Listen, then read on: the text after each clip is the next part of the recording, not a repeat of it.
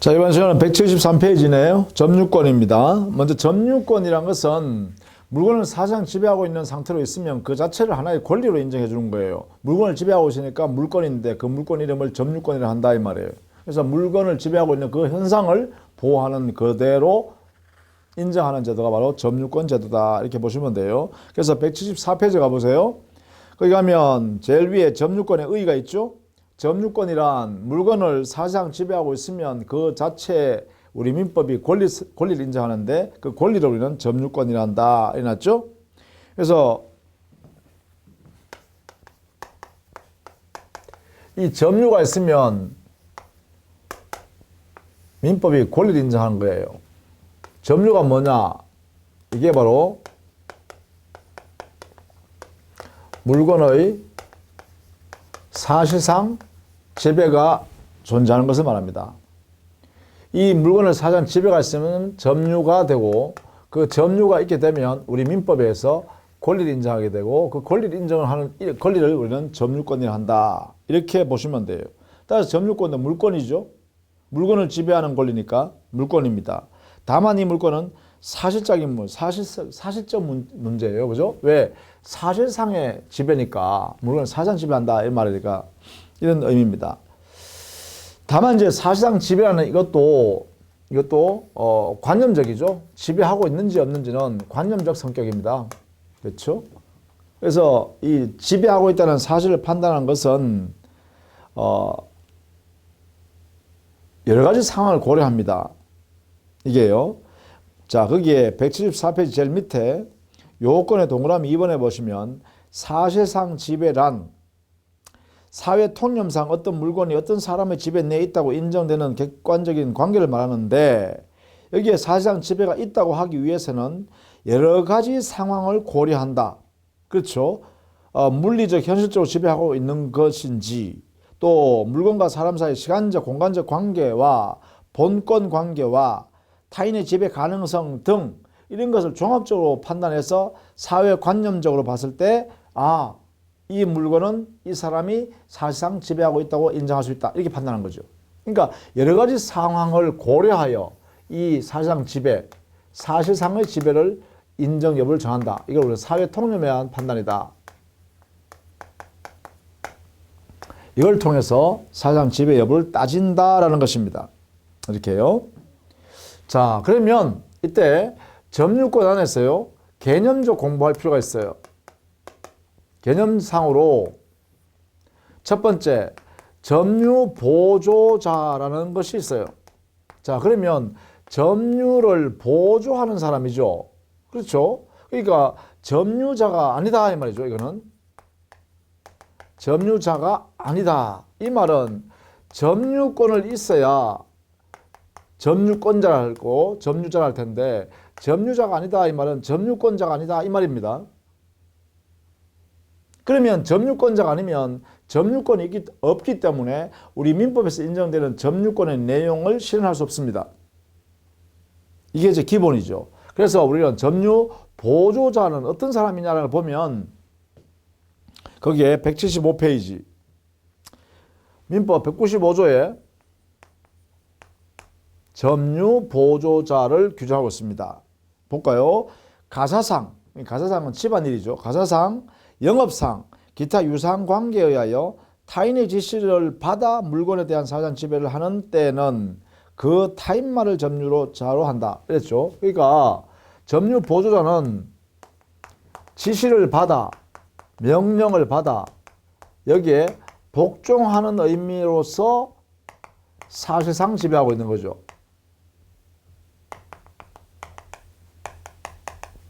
그렇죠? 복종의 의미로서 사실상 지배를 하고 있는 것에 불과합니다. 그래서 점유 보조자는 이 지시 명령하는 사람, 그렇죠? 이 사람이 뭐예요? 이 사람이 바로 점유자이다. 이 사람을 점유주라고도 해요. 주인이니까 점유주. 그래서 자, 우리는 이렇게 정리합니다. 지시 명령하는 사람이 점유자고 그 복종하는 사실상 지배하고 있는 이 사람을 우리는 뭐라 한다? 점유 보조자라고 한다. 이게 되겠죠. 그러면 점유 보조자는요, 두 가지의 요소를 갖춰야 돼요. 첫 번째는 지시에 따른 또는 명령에 따르는 지시 복종 관계가 있어야 돼요. 그 다음에 두 번째, 그 복종 관계로 인하여 당의 물건을 사실상 지배하고 있는 그런 상태여야 되죠. 이 두 가지를 갖추면 점유 보조자가 됩니다. 이런 사람이 누구냐? 거기에 의의 두 번째 보세요. 175페이지에 의의 두 번째 보시면 예컨대 가게의 점원, GS25C에서 아르바이트하고 있는 우리 학생들, 가게 점원이죠. 또 가정부, 뭐 우리는 가사도우미라고 하죠, 보통. 공장의 근로자 등 이런 사람들은 우리는 뭐냐? 여기에 해당된다는 것이죠. 따라서 점유 보조자는 점유권이 없는 사람이기 때문에 점유권에 의한 물권적 청구권, 이것도 행사할 수가 없죠. 점유 보조자는 점유권에 의한 물권 청구권을 행사할 수 없습니다. 이런 사유 때문에 그렇다라는 것이에요.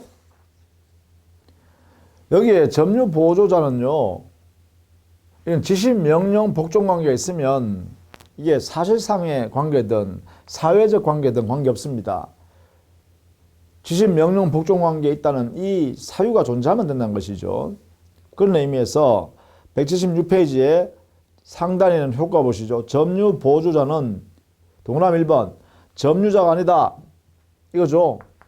그러니까 점유권과 점유보호 청구권과 같은 이러한 점유권에 기초한 권리가 인정될 수가 없다. 그러나 다만 이 점유 보조자는 점유주의 점유를 유지하기 위해서는 이 사장 지배가 있어야 점유주가 점유를 가지고 있습니다. 이렇게요. 그렇기 때문에 점유 보조자가 이 점유 사장 지배를 상실하면 자기 스스로 자기 힘으로 저 사장 지배 상태를 회수할 수 있도록 이것은 인정해 줘야 한다라는 것입니다. 그래서 이게요, 점유 보조자한테는 자력 구제권은 인정합니다. 물권 청구권 같은 점유권은 인정되지 않지만 자력 구제권은 인정해 준다. 이게 가장 특징입니다. 그 이유는 뭐죠? 바로 점유주의 점유권을 유지하기 위해서 인정하는 것이다. 이렇게 정리하시면 돼요. 자, 그 다음에 두 번째, 간접 점유자를 좀 봅시다. 간접 점유 또는 간접 점유자. 간접적으로 점유를 한다. 자, 점유자이니까 여기는 점유권이 인정되는 사람이죠. 자, 그러면 간접 점유자라는 것은 그 전제 직접 점유하는 사람이 있어야겠다. 왜? 그래야 간접 점유자가 되니까. 이 사람을 점유 매개자라고도 합니다.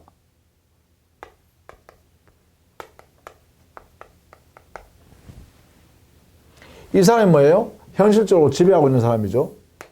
그리고 간접 점유자와 직접 점유자 사이는 이렇게 관계가 있어야 돼요. 관계. 이 관계가 뭐냐? 점유를 하게 하는 매개 관계가 있어야 한다. 즉, 직접 점유자와 간접 점유자 사이에는 이렇게 다리가 놓아져야 된다. 이걸 점유 매개 관계라 그래요. 이 매개 관계가 반드시 존재해야 합니다. 다만 이 매개 관계는요, 유효한 관계이든 그 효력이 상실된 무효인 관계이든 다 불문합니다. 인정한다 이거죠. 그리고 이 관계는 중첩적으로 인정될 수도 있습니다.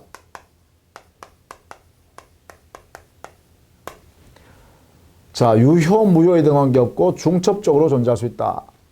점유 매개 관계가요. 이렇게. 그러면 도대체 점유 매개 관계가 있는 간접 점유자 어떤 사람이 있냐? 그래서는요, 뭐 임대인이라든지 지상권, 전세권의 설정자, 이 사람들의 설정자, 이런 사람들이 바로 여기에 들어가죠. 임대인에게 임차인이 직접 점유자이죠. 임차인이 직접 점유자가 됩니다. 지상권 설정자에게는 지상권자가 직접 점유자가 되겠죠. 전세권자에게는 전세권 설정자에게는 전세권자가 되겠죠. 직접 점유자가 그러죠. 이렇게 이 사람들이 직접 점유자고 여기 있는 사람들이 간접 점유자다 이 말이죠. 이런 사이에 여기에 점유 매개 관계가 이렇게 있다 이 말이죠. 그래서 임대인, 지상권 설정자, 전세권 설정자, 뭐 질권 설정자도 마찬가지죠. 이런 사람들은 바로 간접 점유자 이 사람이 그죠? 간접적으로 점유하고 있는 사람이다 이렇게 보는 거죠. 이때 간접 점유권이 인정되기 때문에 그렇죠? 그래서 점유권에 기한 물권 청구권 이 청구권이 인정되겠죠. 이렇게 해석해야겠죠. 자, 기본적인 성격입니다. 그래서 176페이지 하단에 194조에서 간접 점유자를 규정하고 있습니다. 지상권, 전세권, 질권, 사용대타, 임대차, 임치, 기타의 관계로 타인으로 하여금 물건을 점유하게 한 자는 간접으로 점유권이 있다. 간접으로 점유권이 있다. 이게 간접 점유권을 말이죠. 인정하는 것이죠. 자, 요건을 보시죠. 점유 매개자의 직접 타주 점유가 존재할 것. 점유 매개자라는 것은 직접 점유자를 말합니다. 이 점유 매개자가 직접 점유하고 있고 물론 그 물건이 점유관계 끝나면 간접 점유자에게 반환해야 되는 내용의 점유이기 때문에 타주 점유를 하렵니다. 그 다음에 동그라미 2번 점유 매개 관계가 존재해야 된다. 그죠? 점유 매개 관계는 이것은 반드시 유효할 필요는 없습니다.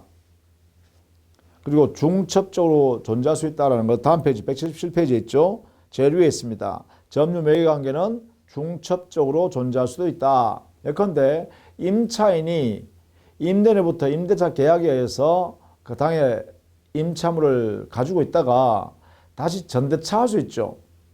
이 전대차함으로써 임대인은 두 개의 중첩적 매개관계를 통해서 간접 점유가 유지됩니다. 임대인요. 임대차 계약이란 관계와 전대차 계약이란 관계에서 임대인은 간접 점유자이다 이 말이죠. 의미가 그런 의미입니다. 자, 효과 보시죠. 간접 점유자는 점유자이다. 점유자이기 때문에 점유권에 기한 물권 청구를 행사할 수 있습니다. 다만 조심해야 될 게 관했어요.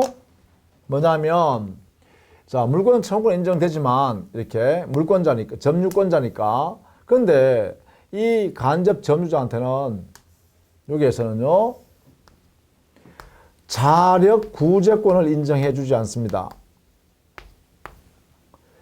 간접 점유자는 자력 구제권을 만약에 인정받게 되면 자력 구제권에 의해서 자기 힘으로 점유를 회수해버리면 간접 점유자가 아니라 직접 점유자가 되어버리죠. 그러면 직접 점유자가 되어버리면 여기에는 직접 점유자의 점유권을 침해하게 되잖아요. 그죠? 그렇기 때문에 간접 점유자에게는 자력 구제권을 인정해 줄 수가 없다는 것입니다. 이렇게 정리해 두셔야 돼요. 자, 그 다음에 효과의 두 번째요. 직접 점유자와 간접 점유자 사이의 대내 관계에서는 저게 직접 점유자는 점유를 직접 점유하기 때문에 힘이 세겠죠. 그래서 만약에요. 이 두 분 다 간접 점유자나 직접 점유자나 점유자이잖아요. 그럼 점유권을 가지고 서로 둘이가 다투면 어떻게 될까? 그러면 당연히요. 직접 점유자가 간접 점유자보다가는 점유권에 기해서는 힘이 직접 점유자의 점유권에 힘이 세다는 것이죠.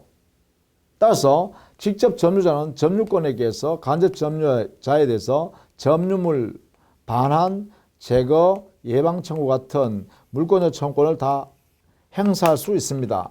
그러나 간접 점유자는 자기의 점유권을 가지고 직접 점유자의 점유권에게서 반환, 제거, 예방 청구권을 행사할 수가 없습니다.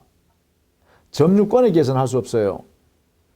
본권에 기해서 할 수 있을지언정 점유권에 기한 반환, 제거, 예방 청구는 안 된다라는 것이에요. 이게 내부 관계예요.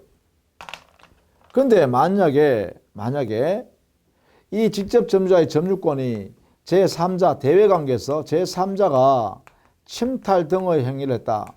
침탈 등 침행위가 있다. 이렇게 당했다 이 말이죠. 이렇게 제3자가요. 직접 점유자가 이렇게 했다면 물론요. 우리는 직접 점유자에게 반환, 제거, 예방 청구권을 이렇게 행사할 수 있겠죠.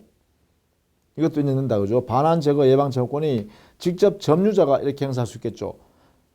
한편요. 간접 점유자의 점유권에 대해서도 보면 이렇게 제3자가 침탈 등의 침행위가 있으면 반환, 제거, 예방 청구권을 이렇게 제3자, 침해자에 대해서 이렇게 행사할 수 있는가? 이런 문제가 생기는데 이것도 역시 뭐예요? 결국은 간접 점유자의 점유권에 침해당하는 것은 직접 점유자의 점유권이 이렇게 침탈 등의 행위로 인하여 제3자로부터 침해당하면 여기에 있는 간접 점유자의 점유권도 침해당한다고 해석할 수 있다는 것입니다.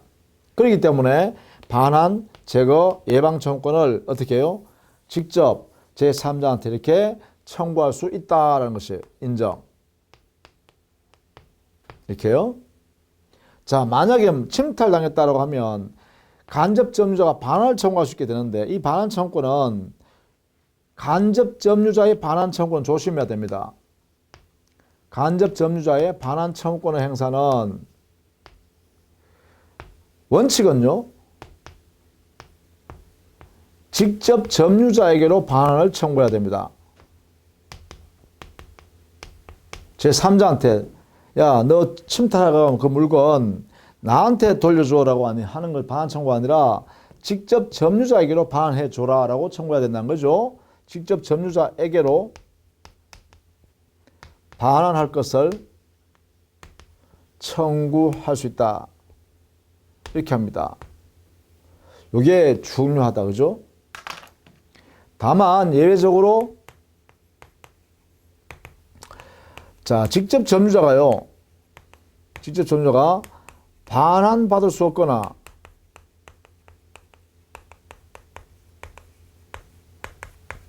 또는 직접 점유자가요 반환받기를 거절한 때 이런 때에는 간접 점유자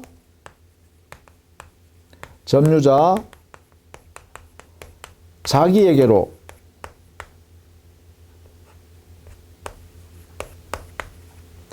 반환을 청구할 수 있다. 이렇게요. 자, 요 예외를 잘 알아두셔야 돼요. 간접 점유자의 반환 청구권 행사에는 원칙과 예외가 있습니다. 직접 점유자가 그 점유를 침탈당했을 때 제3자한테 그러면 간접 점유자는 그 제3자한테 반환 청구권을 행사할 수 있는데 이 반환 청구권의 행사는 어떻게 하느냐? 원칙적으로 직접 점유자에게 제3자는 반환하라. 이렇게 청구하는 것이 원칙이란 거예요. 다만 이 직접 점유자가 반환받을 수 없는 그러한 상황이거나 또는 반환받기를 거부하는 직접 점유자라면 그때 간접 점유자는 자기에게로 반환을 청구할 수 있다. 이런 이야기예요. 그래서 요 원리를 꼭 기억해 둡니다. 간접 점유자의 반환 청구권요. 점유권에 대해서 이것은 꼭 이해해 두셔야겠습니다. 자, 그 다음에 점유권의 상속입니다. 우리 교재 177페이지에 보면 점유권도 독립된 물권입니다. 그렇죠? 이 점유권 자체가 독립된 물권이기 때문에 당연히 점유권 자체가 상속될 수 있다 이 말이죠. 점유권 이것은 상속으로 이전된다. 이 말은 상속이 허용된다 이 말이죠. 그럼 이 말은 뭐예요? 상속인이 당의 물건을 사실상 지배하는 요소가 갖추어져 있지 않더라도 상속인이 뭐예요? 점유권자이다 이 말이죠. 피상속인이 사망, 즉 피상속인이 어떤 물건을 점유하여 점유권을 가지고 있다가 그 피상속인이 사망하는 순간에 상속인은 당의 물건을 사실상 지배하고 있냐 여부를 따지지 않고 그 점유권이 상속되기 때문에 사실상 지배하는 상속인의 이러한 요소를 갖추지 못했더라도 점유권자이다 이 말이죠. 그것은 바로 민법 193조 보시죠. 점유권은 상속인에게 이전한다. 이 규정으로 인해서 상속의 대상으로 점유권이 인정된다라는 것입니다. 이때 물론 상속인이 상속받은 그 점유권은 피상속인의 점유권과 동일이죠. 동일한 상태로 상속받는 것입니다. 그대로. 그러니까 만약에 이 점유권이 타주 점유면 타주 점유로, 악의 점유면 악의 점유로 그대로 이전받아야 된다라는 것이죠. 동일성 유지입니다. 자, 이것도 여러분 함께 알아두셔야겠습니다. 자, 이게 이제 점유권에 관해서요. 점유 보조자, 간접 점유자, 그리고 점유권의 상속 이 세 가지로는 개념 공부를 통해서 우리가 사실상 물건을 꼭 지배해야만 점유권이 있는 것은 아니라는 관념적 성격을 우리가 배웠습니다. 그 다음에는 이 점유권에서 점유의 모습, 유형 이런 것들을 좀 살펴보도록 하겠습니다. 우리 교재 178페이지 가면 점유의 모습 태양에서 배우고 있죠. 자, 먼저 여기 첫 번째 자주점유와 타주점유라는 개념입니다.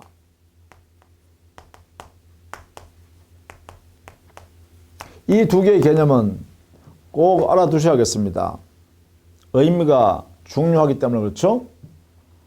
자주점유라는 것은 소유여사를 가지고 하는 점유고요. 있는 상태로 점유하는 거고요. 타주점유라는 것은 소유여사 없는 상태에서 점유가 이루어지는 경우입니다. 이렇게요. 따라서 자주점유나 타주점유의 구별은 소유여사 유무에 따라서 정하는 거다. 이렇게 보시면 되겠죠. 소유여사 유무에 의해서 자주점유, 타주점유 이렇게 나누는 거네요. 그러면 소유여사 유무를 어떻게 판단할 것이냐.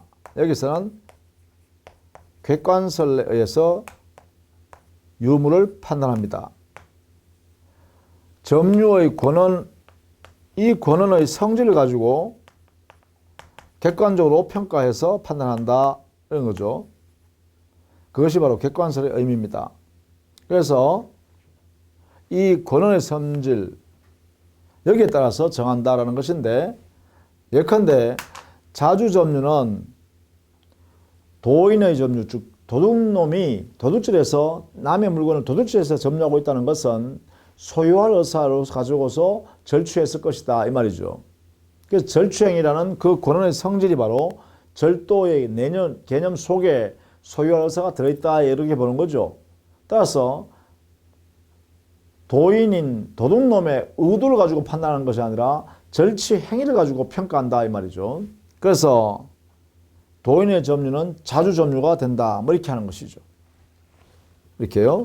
자, 그래서 이게 자주점유인 것은 도인의 점유, 또 증여받은 사람이 당에 증여받은 물건을 점유하고 있다. 이걸 수증자의 점유라고 그래요. 또 매매계약을 통해서 매수인이 매매 목적물을 매도인으로부터 인도받아 점유하고 있다. 매수인의 점유. 이런 사람들은 다 자주점유죠. 그렇죠? 자주점유다. 이에 반해서 타주점유는 소유회사를 인정하기 어려운 그러한 성질의 권한의 성질입니다. 예컨대 뭐 임차인의 점유,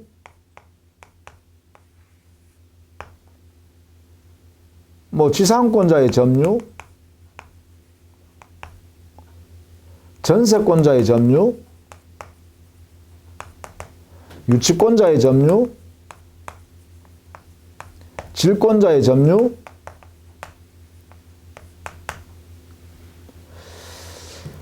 그 다음에 매도인이 매매 계약을 유효하게 체결한 뒤에 가지고 있는 점유, 증여자의 점유, 그렇죠? 또 공유자의 점유, 다른 공유자의 지분권 범위 내에선 타주 점유로 인정해야겠다 이런 이야기죠. 이런 등등의 점유는 타주 점유다 이렇게 하겠죠. 자, 그런데 권한의 성질이 객관적으로 밝혀지지 않으면 이게 뭐하면요, 이게 모르겠다라고 하면 어떻게 되죠? 그러면 자주 점유인지 타주 점유인지 불분명한 경우가 되어버리죠. 이럴 때는 우리 민법이 자주 점유로 추정합니다. 자주 점유로 추정. 즉 객관적 성질에 의해서 판단할 수 없을 때는 결국은 자주 점유로 추정하겠다 이렇게 하고 있죠. 자, 이런 내용들을 우리는 178페이지에 정리해 뒀는데 그 표를 만들어 놨어요. 밑에, 그죠? 요것도 여러분 참고해서 알아두시기 바랍니다. 판례를 가지고 쭉 설명했는데 매수인의 점유는 원칙으로 자주 점유라고 했죠. 두 번째, 명의수탁자의 점유. 즉 명의신탁 약정에 의해서 명의신탁자로부터 야, 네가 등기부에 네 이름 올려놓을 테니까 이 물건 네가 좀 관리해 줄래? 이게 명의신탁자 부탁이에요. 그 부탁을 받은 명의수탁자가요, 그래 좋습니다. 내 이름으로 등기해 놓고 내가 보관해 줄게요. 내가 관리해 드릴게요. 라고 합의해 주면 이게 명의신탁 약정이라고 합니다. 그러면 이런 약정을 한 명의수탁자, 부탁을 받아서 받아들인 사람은 명의수탁자라고 하는데 이 사람이 당해 목적을 점유하는 것은 뭐예요? 그래요. 끝나면 돌려줄 의사를 가지고 점유한다고 해석해야겠죠. 성격상. 그래서 명의수탁자의 점유를 타주 점유라고 해석합니다. 이런 식으로 여러분 정리를 좀 해 두시란 거죠. 그 내용들을 쭉 살펴봐 두시기를 부탁드립니다. 그 다음에 179페이지 가면 양자의 전환이 있어요. 타주 점유를 자주 점유로, 자주 점유가 타주 점유로 전환되는 걸 정리해놨죠. 예컨대 타주 점유에서 자주 점유로 전환되는 것은 새로운 권한에 의하여 소유의사가 인정될 만한 그러한 사유가 만들어져야 됩니다. 새로운 권한에 의한 점유가 개시되어야 합니다. 이때 새로운 권한, 이게 뭐냐? 상속은 포함되지 않는다는 것이죠. 상속은 피상속인의 점유를 동일선 유대계에 그대로 승계받아야 되기 때문에 따라서 상속인의 점유에서는 상속 이외의 새로운 권한이 있어야 상속인이 자주 점유로 전환될 가능성이 있죠. 그 다음에 자주 점유에서 타주 점유로 전환되는 것은 거기 해놨죠. 자주 점유에서 타주 점유로 바뀌는 거요. 새로운 권한이나 점유를 시킨 자에게 타주 점유 의사를 표시해야 된다. 이래놨죠. 그리고 거기에 판례 예를 들어놨는 게 있습니다. 한번 살펴봐 두시면 되겠고요. 그 다음에 자주 점유 추정되는 것이 원칙인데, 즉 무슨 말이냐면 이 객관적 권한의 객관적 성질을 가지고 소유 유무를 판단할 수 없는 불분명한 경우가 발생하면 우리 민법은 자주점유를 추정한다 했어요. 일단 자주점유를 인정해 둔다 했어요. 그것을 번복한다, 즉 타주점유로 바꾸는 것은 자주점유 추정을 깨야겠죠. 깨는 방법은 자주점유를 부정하는 사람이 입증해야 됩니다. 자주점유를 부정하는 사람이 입증하면 자주점유가 깨어져서 번복된다는 것이죠. 그것을 우리 판례가 정리하면서 이때 자주 점유할 수 있는 권한의 법률상 권한, 법률 요건에 해당되는 그러한 행위가 없었다는 것을 잘 알면서 무단으로 타인의 물건을 점유했다라고 하면 이것은 악의 무단 점유다라는 것을 부정하는 사람이 입증했다. 그러면 자주 점유 추정이 깨진다 이렇게 보는 거죠. 자, 어쨌든 간에 이렇게 자주 점유, 타주 점유를 나눈다. 그 다음에 두 번째, 선의 점유와 악의 점유가 있습니다. 이것도 역시 중요한 개념 공부인데요. 선의 점유란 것은 점유할 본권이 자기한테 없음에도 그 본권이 있다고 오신하여 점유한 사람을 선의의 점유라 그래요. 선의 점유.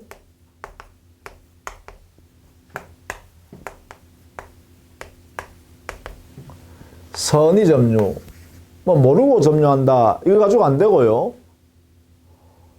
점유할 본권이 없음에도 불구하고 그러한 본권, 점유할 본권이 있다고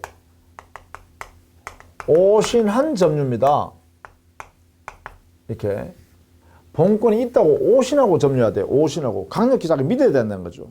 아, 내가 이 물건 점유할 수 있는 권리 있어. 내한테 권리가 있어. 라고 믿고 해야 돼. 내가 소유권을 가지고 있는 사람이야. 사실은 소유권 없는데 내가 지상권을 가지고 있는 사람이야. 전세권을 가지고 있는 사람이야. 내가 임차권을 가지고 지금 점유하고 있는 거야. 이렇게 믿었다는 거예요. 사실은 그럴 권리 없는데. 그래서 오신한 자만이 선의의 점유가 된다라는 것이에요. 오신한 자. 그러면 악의 점유라는요? 여기는 본권이 자기에게 없다는 사실을 알았거나 없다는 이 사실을 알았거나 의심하는 점유입니다. 자, 본권이 없다는 있는지 없는지에 대한 의심하면서 점유하는 것도 알았거나 의심하는 경우에도 악의 점유가 된다라는 것입니다. 그래서 우리 민법에는 열어놨죠. 본권의 소송에서 이 소라는 게 소송입니다. 소에서 만약에 점유자가 패소한 점유자는 이게요. 이 패소 판결이 확정됐다면 패소 판결이 확정됐다면 이때 점유자는요. 이 소 제기한 때 본권의 소 제기한 때 이때부터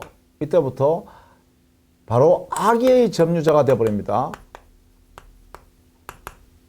소 제기한 때 본권의 소송을 제기한 때부터. 왜냐하면 본권의 소 제기할 때부터 내가 본권이 나한테 없나? 라고 스스로 의심하기 시작한다는 거죠. 내가 왜 본권이 있다고 난 믿고 점유하고 있는데 왜 이러지? 이게 된다는 거죠. 이게 객관적으로 의심하게 되는 상태가 돼버리죠. 왜? 어떤 사람이 자기한테 본권이 있다고 내한테 소송을 제기했대요.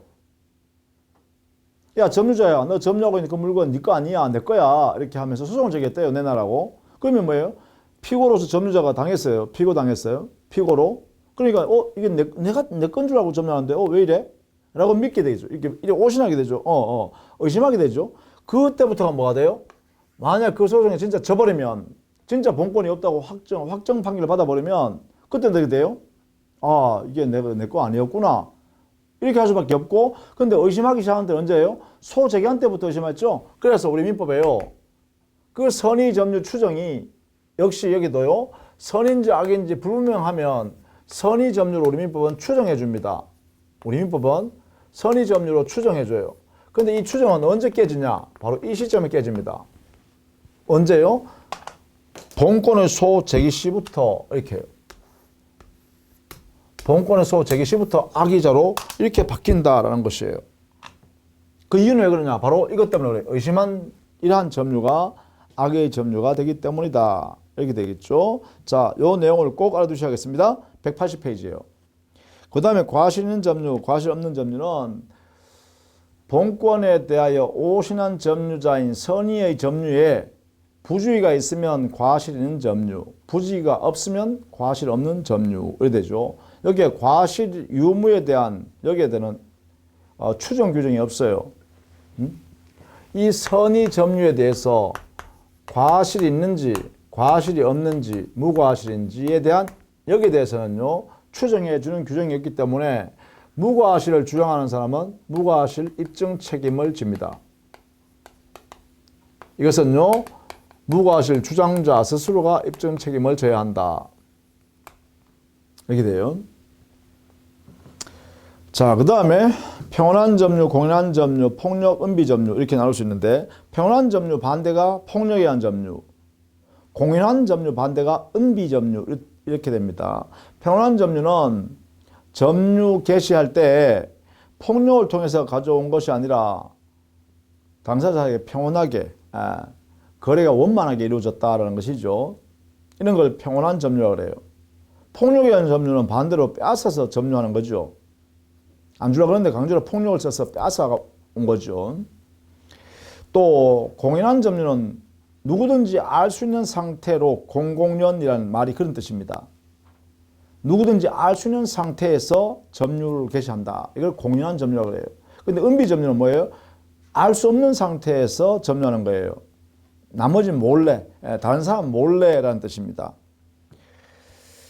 자, 그런데 우리 민법에서는요, 평온한 점유, 공연한 점유를 추정해요. 평온, 공연한 점유로 이렇게 추정합니다. 평온한 점유, 공연한 점유 이런 걸로 추정한다. 그 다음에 점유 계속과 불구혈속인데요. 어느 시점부터 어느 시점까지 점유를 어떤 사람이 점유했다. 그러면 점유 계속해온 것으로 추정합니다. 계속 추정. 점유 계속을 추정한다. 이렇게 되겠죠. 우리 민법의 규정을 이렇게 하고 있다는 것이죠. 그래서요, 결국은 점유에는요, 우리 민법은 어떻게 하냐면 자주 점유, 평온한 점유, 공연한 점유, 그리고 선의 점유, 그리고 점유 계속의 점유. 그리고 나중에 보겠습니다만 점유, 물건에 대하여 점유하고 있는 사람은 그 물건에 행사하고 있는 권리도 적법하게 취득하여 그 물건을 점유하고 있을 것이다 라고 추정합니다. 이것을 점유, 적법의 점유 추정해야죠. 적법 점유의 추정이 우리 민법에 있어요. 이게 어디서 나오냐? 어떤 사람이 당의 물건을 점유하고 있다면 점유로부터 이러한 효과가 발생합니다. 이것을 우리는 뭐라 하냐면 이렇게 추정하는 것이니까 점유하니까 추정력이 발생했죠. 점유의 추정력이라 그래요. 이렇게요. 점유를 하게 되면 자주 점유로 추정, 공연한 점유로 추정, 평온한 점유로 추정, 선의 점유로 추정, 계속 점유로 추정, 적법한 점유로 추정해요. 이렇게 해요. 그러나 다만 무과실 점유는 추정되지 않는다. 점유의 추정은 없다. 그래서 무과실 점유는요, 이것을 주장하는 사람이 스스로 입증해야 합니다. 무과실 점유는 이렇게요. 그래서 어떤 물건을 점유하게 되면 자주 점유, 평온, 공연한 점유, 선의 점유로 계속 점유해온 것으로, 그리고 적법하게 그 점유에 대하여 행사하는 권리는 적법하게 취득한 걸로 추정한다. 이렇게 정리하시면 되겠죠. 자, 이렇게 해서요, 우리는 다음 시간에는요, 점유권을 취득했을 때 그 효과와 그 점유권의 소멸, 그리고 점유의 효력을 살펴보도록 하겠습니다. 자, 수고 많으셨습니다.